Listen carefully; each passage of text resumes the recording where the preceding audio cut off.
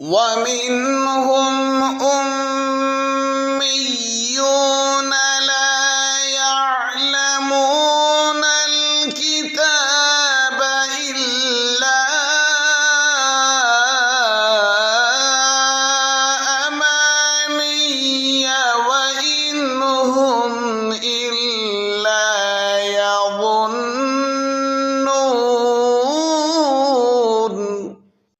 তাদের মধ্যে কিছু নিরক্ষর লোক আছে যারা কিতাবের কোনো জ্ঞান রাখে না, কেবল কিছু মিথ্যা আশা পোষণ করে, আর তারা শুধু ধারণা করে।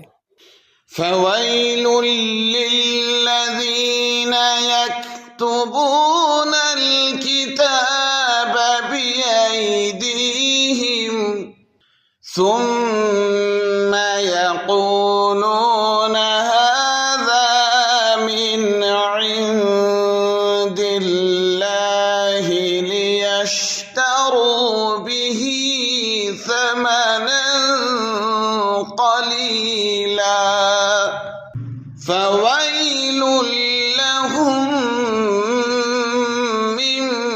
مما كتبت أيديهم وويل لهم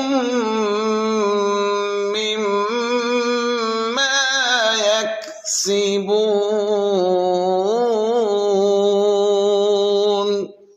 সুতরাং দুর্ভোগ তাদের জন্য যারা নিজ হাতে কিতাব লিখে তারপর বলে এটা আল্লাহর পক্ষ থেকে, যাতে তারা এর বিনিময়ে সামান্য মূল্য গ্রহণ করতে পারে।